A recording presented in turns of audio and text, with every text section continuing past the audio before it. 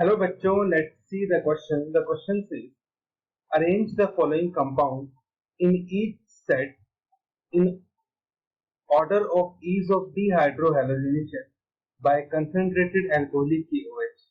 Option A, 1-bromocyclohexane. Option B, 1-bromocyclohexene.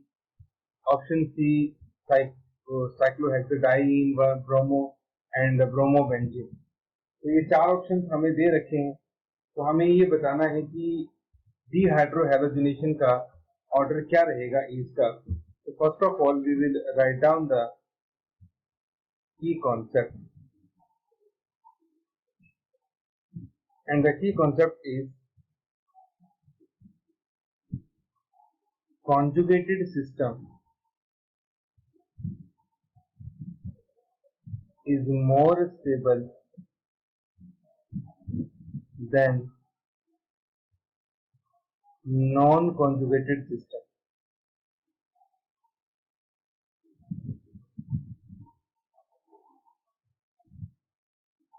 जिस system में जितनी ज्यादा कॉन्जुगेशन होगी वो सिस्टम उतना ही ज्यादा स्टेबल होगा। ठीक है, तो अब हमें ये देखना है कि ये जो चारों मॉलिक्यूल्स आपको दिए गए हैं इनमें एलिमिनेशन करवाने के बाद इसमें आपको ज्यादा कॉन्जुगेटेड सिस्टम मिलता है। तो जैसे आपके पास मॉलिक्यूल नंबर फर्स्ट है, तो ये हमारे पास मॉलिक्यूल है, इसमें हमने ऐड कर दिया अल्कोहलिक KOH। अब जिस कार्बन से ब्रोमीन जुड़ा है वो कार्बन हो गया अल्फा और नेक्स्ट वाला कार्बन हो गया बीटा। ड्यूरिंग एलिमिनेशन रिएक्शन यहां से H बाहर निकलेगा और साथ में Br बाहर निकलेगा। तो बीटा कार्बन से H निकला, अल्फा कार्बन से Br निकला और अल्फा बीटा में क्या आ गया, डबल बॉन्ड आ गया। ठीक, तो हमारे पास साइक्लोहेक्सीन बन गई और प्लस साथ में क्या बन गया, HBr। अब सेम अगर हम बात करें मॉलिक्यूल नंबर बी की, तो मॉलिक्यूल नंबर बी हमारे पास किस तरह से है, Br और साथ में हमने इसमें डाल दिया अल्कोहलिक KOH। तो हमारे पास ये कार्बन आ गया अल्फा, ये कार्बन आ गया बीटा और ये कार्बन आ गया बीटा। तो यहाँ पे हमारे पास बीटा कार्बन है। ठीक है, इस बीटा कार्बन पे ऑलरेडी कॉन्जुगेशन है, तो यहाँ से हम H नहीं निकाल सकते क्योंकि वो बहुत अनस्टेबल सिस्टम बनेगा। तो हम इस कार्बन से हाइड्रोजन निकालेंगे, ये इलेक्ट्रॉन अंदर जाएंगे और Br बाहर निकलेगा। तो हमारे पास कुछ इस तरह से बन जाएगा, एक डबल बॉन्ड यहाँ है और एक डबल बॉन्ड यहाँ पे और प्लस साथ में क्या बन जाएगा, HBr। तो आप देख सकते हैं डबल बॉन्ड के बीच में क्या प्रेजेंट है, कॉन्जुगेशन प्रेजेंट है। कॉन्जुगेशन प्रेजेंट है तो मतलब ये मॉलिक्यूल आपका जो बना वो स्टेबल बना। जो आपका फर्स्ट है, फर्स्ट के कंपैरिजन में सेकंड वाला हमारे पास ज्यादा स्टेबल होगा। अब हमारे पास नेक्स्ट मॉलिक्यूल है,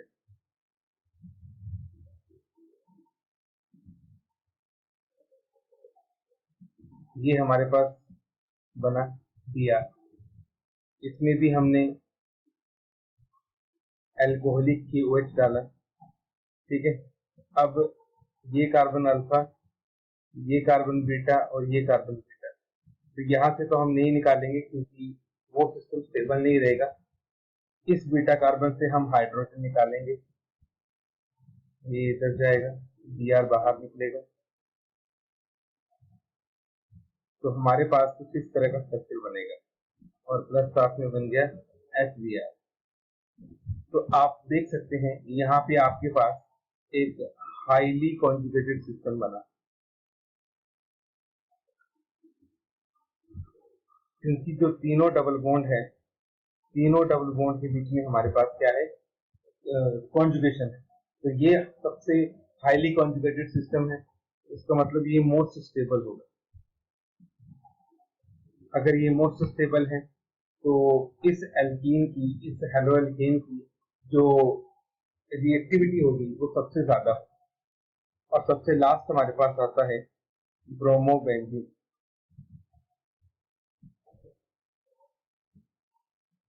ठीक है, अब ये जो ब्रोमोबेंजीन हमारे पास बना, जब ब्रोमोबेंजीन की रिएक्शन हम एल्कोहलिक की OH के साथ करेंगे तो ये आपके पास बीटा हाइड्रोजन आ गया, अल्फा बीटा।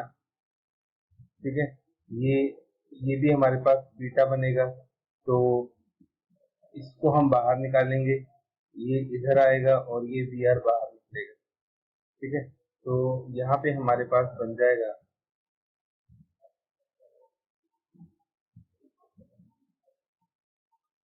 Triple bond. ठीक है, तो यहाँ पे हमारे पास क्या बनेगी, बेंजाइन बनेगी। So we know that it is highly unstable. ठीक है, बेंजाइन जो होती है वो बहुत ज्यादा कम स्टेबल होती है, हाईली अनस्टेबल होती है। तो इसका मतलब जो ब्रोमोबेंजीन है वो बिल्कुल भी रिएक्टिव नहीं होगी टुवर्ड एलिमिनेशन रिएक्शन। तो अब हम अगर चारों प्रोडक्ट की स्टेबिलिटी की बात करें तो सबसे ज्यादा स्टेबल जो प्रोडक्ट है वो आपको कहाँ से मिलेगा, मॉलिक्यूल सी से। उसके बाद में जो आपको प्रोडक्ट मिलेगा सबसे ज्यादा स्टेबल वो मिलेगा बी से।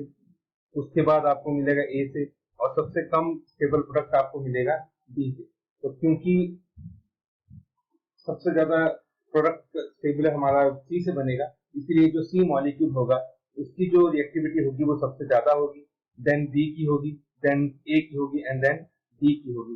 तो ये जो आपके पास ऑर्डर बना, this is the reactivity of these molecules toward dehydro halogenation and this is the final answer. Hope you understood it well. Best of